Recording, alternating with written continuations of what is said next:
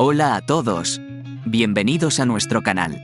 Hoy, les traemos un tema fascinante y crucial para entender la historia contemporánea de España, la transición española.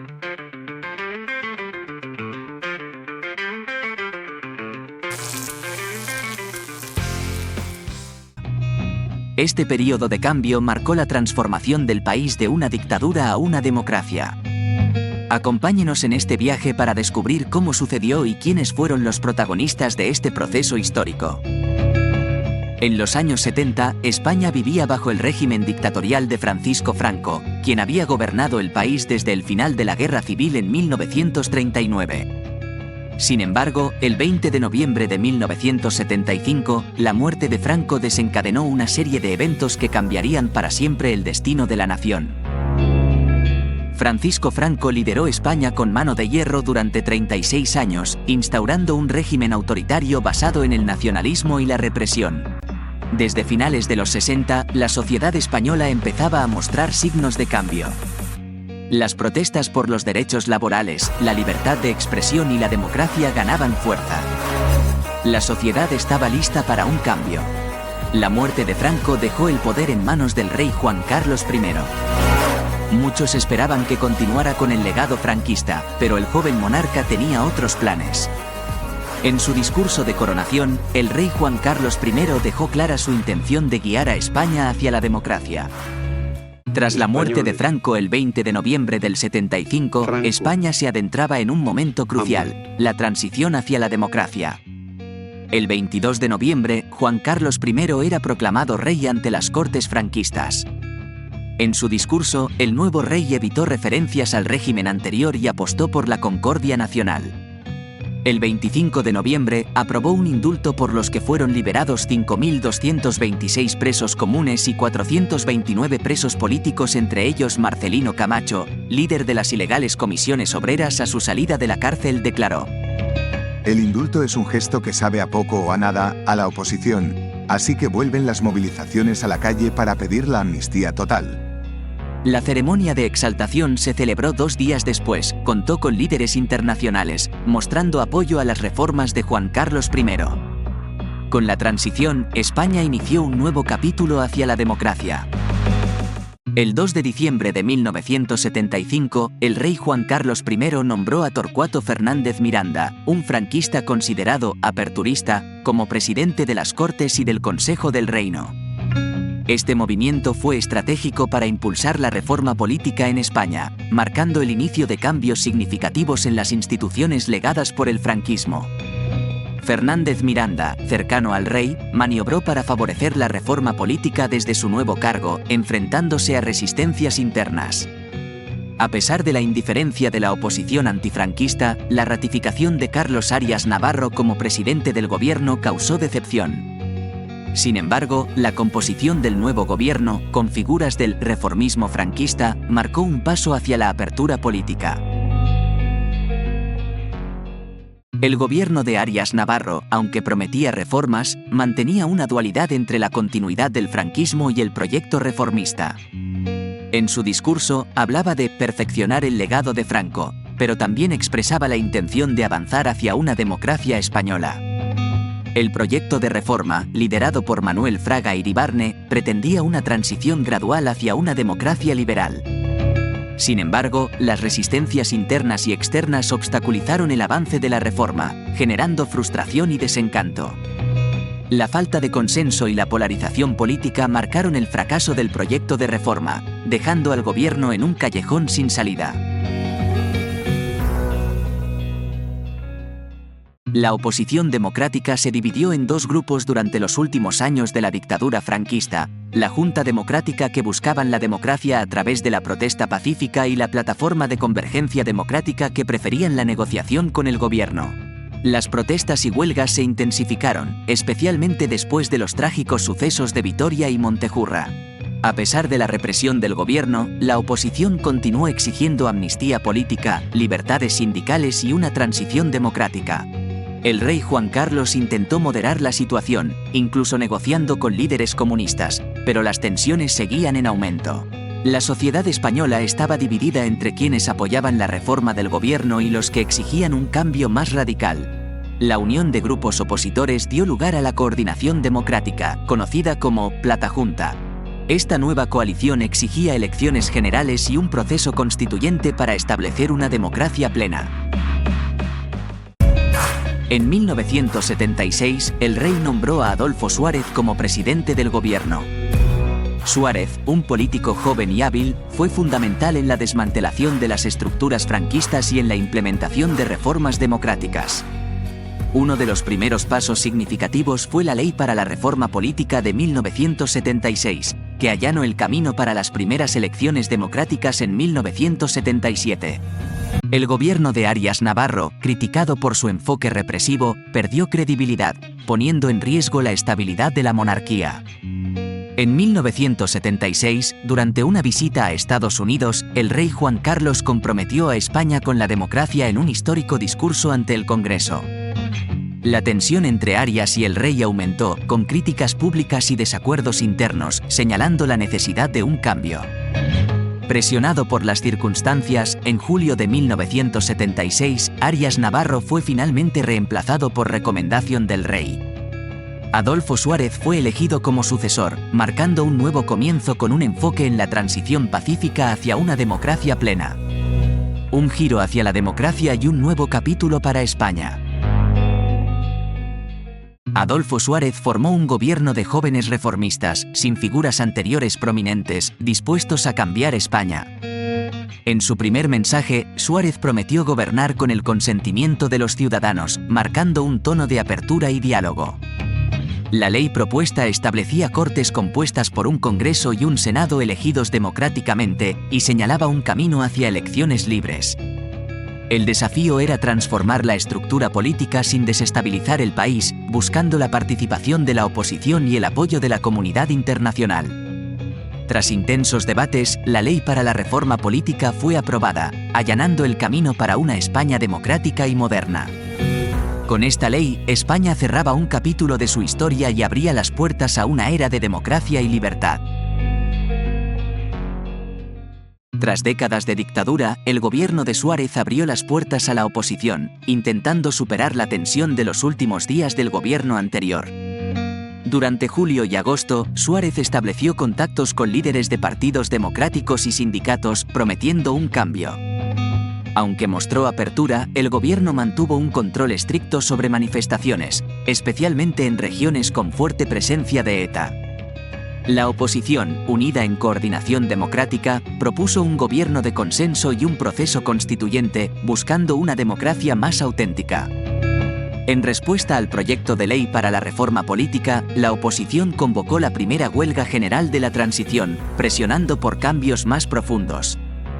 A pesar de los desafíos, el diálogo entre el gobierno y la oposición marcó un paso crucial hacia la democratización de España. Adolfo Suárez se enfrentaba a un gran desafío: convencer al ejército, el guardián del legado de Franco, sobre la necesidad de la reforma política. Antes de la crucial reunión, un documento sugirió a los militares cómo cuestionar a Suárez sin provocar un enfrentamiento directo. El 8 de septiembre, Suárez se reunió con la cúpula militar, presentando los límites y garantías de la reforma, asegurando la monarquía y la unidad de España. Aunque preocupados, los militares dieron su visto bueno para el proceso reformista, con la condición de que ciertos partidos no se legalizaran. Poco después, el general Fernando de Santiago, crítico del desmantelamiento de estructuras franquistas y los contactos con sindicatos, fue cesado. La reunión marcó un paso adelante en el camino de España hacia la democracia, aunque rodeada de desafíos militares y políticos. Tras la aprobación en las Cortes, el gobierno convocó un referéndum para el 15 de diciembre sobre la ley para la reforma política. La oposición enfrentó un dilema: el referéndum no debatía monarquía versus república, complicando su posición. La decisión final fue la abstención. El gobierno lanzó una poderosa campaña por el sí, monopolizando los medios de comunicación y excluyendo voces opositoras. Con una participación masiva, el sí ganó con un 94,2% de los votos, un resultado esperado dado el control gubernamental. El resultado legitimó la reforma política y el camino hacia la democracia, marcando un cambio crucial en la historia de España. Este momento crítico en la transición española no solo transformó el sistema político, sino que también cimentó las bases para la moderna democracia española. La última semana de enero de 1977, conocida como la Semana Trágica, marcó el momento más crítico antes de las elecciones en España. El 23 de enero, el estudiante Arturo Ruiz fue asesinado por extremistas durante una manifestación. Al día siguiente, María Luz Nájera murió por un bote de humo policial. El crimen más atroz ocurrió el 24 de enero, cuando pistoleros asesinaron a 5 abogados laboralistas en la calle de Atocha, vinculados al Partido Comunista. Lejos de crear el caos deseado por los extremistas, estos actos unieron a la sociedad en solidaridad, especialmente durante el entierro de los abogados asesinados. Estos eventos aceleraron las negociaciones políticas, llevando a la legalización de partidos y ampliando la amnistía, y fortaleciendo el camino hacia las elecciones. La Semana Trágica transformó el terror en un catalizador para la democracia, demostrando la resiliencia de la sociedad española frente a la adversidad. En enero de 1977, la madurez y orden del PCE durante el funeral de las víctimas del atentado en la calle Atocha subrayaron la necesidad de incluir al partido en la transición política de España. Santiago Carrillo, secretario general del PCE, mostró públicamente su presencia en Madrid, aumentando la presión internacional y nacional para la legalización del partido. El gobierno enfrentaba una fuerte oposición interna y externa. Los medios ultraderechistas y algunos sectores militares se mostraron radicalmente en contra. El 9 de abril, en pleno Sábado Santo y aprovechando la tranquilidad de las vacaciones, el presidente Adolfo Suárez tomó la decisión audaz de legalizar al PCE. Esta decisión desató la celebración entre los comunistas y una crisis en las Fuerzas Armadas, marcando un punto crucial en la transición a la democracia en España. La legalización del PCE no solo legitimó la transición democrática de España, sino que también afirmó el compromiso del país con un proceso político inclusivo y pluralista. En la madrugada del 8 de abril, un símbolo de la dictadura franquista, el enorme yugo y las flechas de la falange, fueron retirados de la fachada del edificio de la Secretaría General del Movimiento en Madrid. Esta acción fue parte del cumplimiento del decreto del 1 de abril, que oficialmente puso fin al Movimiento Nacional, el partido único de la era franquista. Los organismos políticos del movimiento fueron suprimidos, eliminando el cargo de ministro secretario general del movimiento. Las funciones sociales y asistenciales del movimiento se integraron en la administración del Estado, transformando a sus burócratas en funcionarios. Este acto simbolizó el fin de una era y el comienzo de una nueva fase en la transición democrática de España. Con estos cambios, España daba un paso decisivo hacia la eliminación de los vestigios de su pasado autoritario y se preparaba para una nueva era de democracia y pluralismo. El 28 de abril marcó un hito histórico en España con la legalización de los sindicatos obreros, incluyendo comisiones obreras, fuertemente vinculado al Partido Comunista de España. La organización sindical española franquista fue transformada en la Administración Institucional de Servicios Socioprofesionales, que perduró hasta 1986. El patrimonio de la antigua OSE, incluyendo medios de comunicación como 39 diarios y 40 emisoras de radio, pasó a manos del Estado. El 22 de abril, el emblemático diario Arriba apareció sin el yugo y las flechas, simbolizando el fin de una era. Meses antes, el franquista Tribunal de Orden Público fue sustituido por una audiencia nacional para juzgar delitos de terrorismo y otros de ámbito estatal. Estos cambios no solo garantizaron derechos laborales más amplios, sino que también señalaron una transición significativa hacia la democracia en España. El 14 de mayo, un día histórico para España, don Juan de Borbón, en un gesto de trascendencia política, cede sus derechos a la corona española a su hijo, el rey Juan Carlos I. En un emotivo acto en el Palacio de la Zarzuela, rodeado de un ambiente modesto pero significativo, don Juan toma una decisión histórica. Don Juan dirige palabras llenas de esperanza y responsabilidad a su hijo. El rey tiene que serlo para todos los españoles. La monarquía debe ser un Estado de derecho. Con esta renuncia, don Juan deposita la legitimidad dinástica en Juan Carlos, fortaleciendo el futuro de la monarquía española.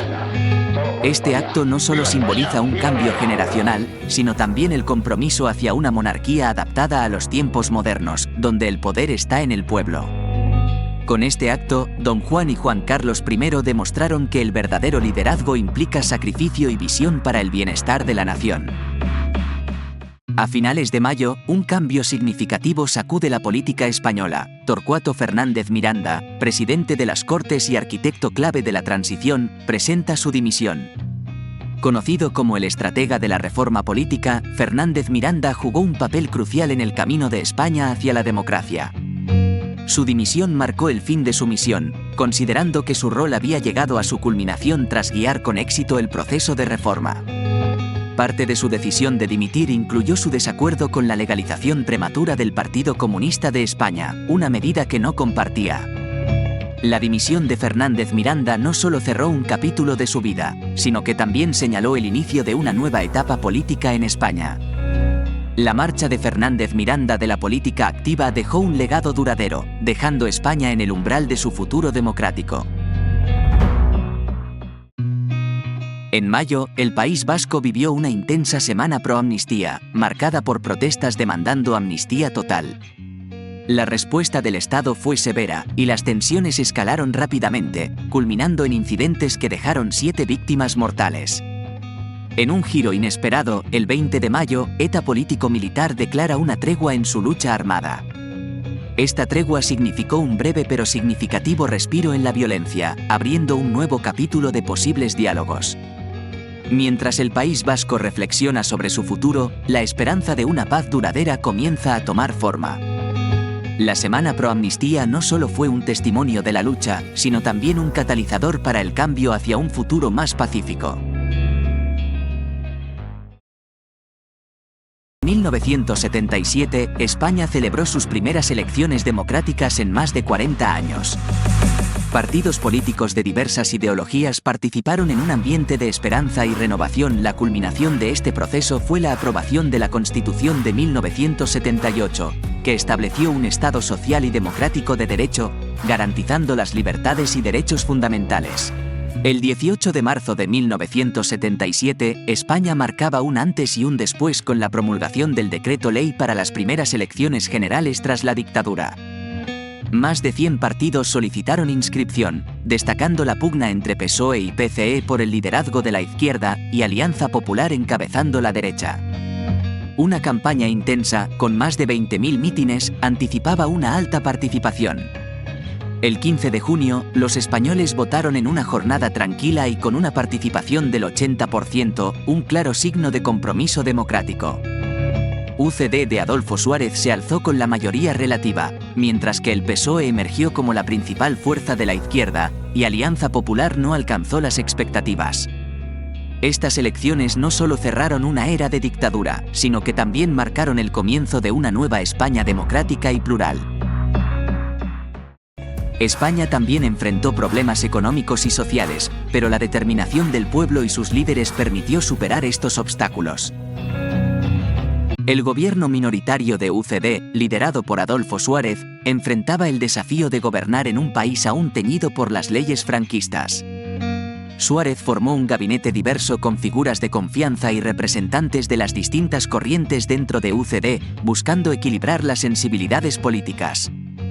Ante un Congreso sin mayoría absoluta, la política de consenso se volvió esencial para llevar adelante las reformas democráticas.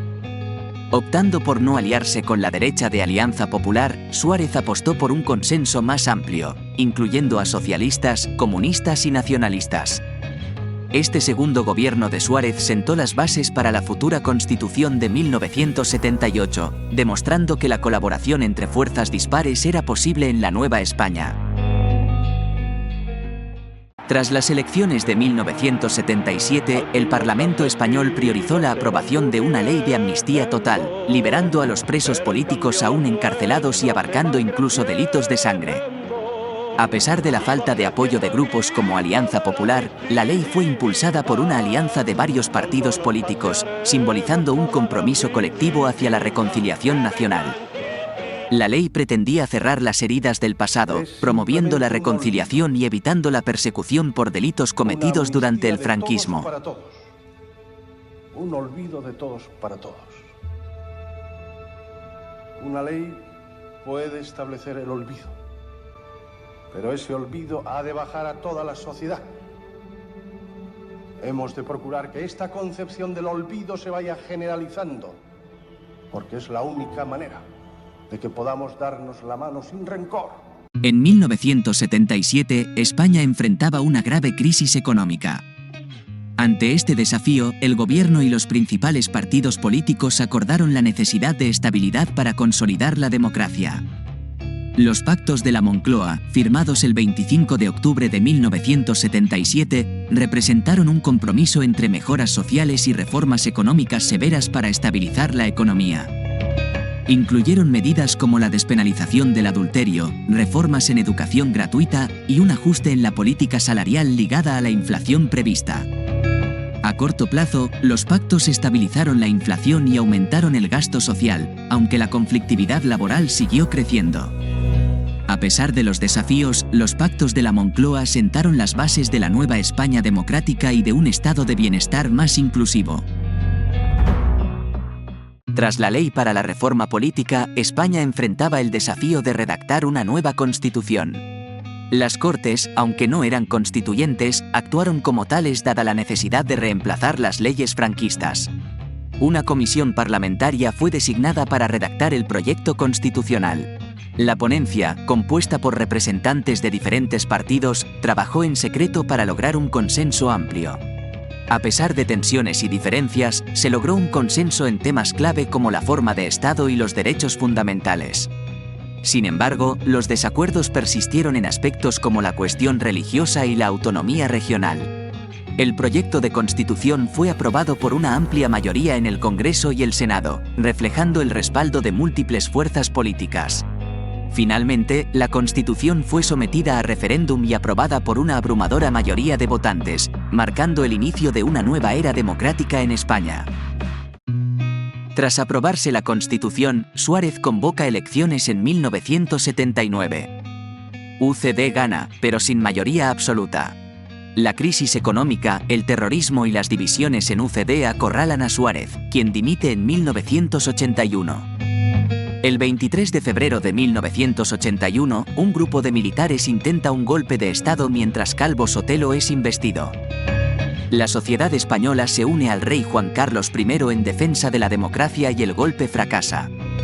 Es importante recordar este capítulo crucial de la historia, donde la democracia española se consolidó y el rey Juan Carlos I se convirtió en un símbolo de estabilidad para la nación. Hoy, la transición española es vista como un ejemplo de cambio pacífico y democrático. Fue un período de gran importancia que permitió a España integrarse plenamente en la comunidad internacional como una democracia consolidada. Gracias a la transición, España es hoy una nación libre, moderna y democrática. Un testimonio del poder del diálogo, la reconciliación y la determinación colectiva. Esperamos que hayan disfrutado este recorrido por uno de los capítulos más importantes de nuestra historia. Si les gustó el vídeo, no olviden darle like, suscribirse a nuestro canal y activar la campanita para no perderse ninguno de nuestros próximos vídeos.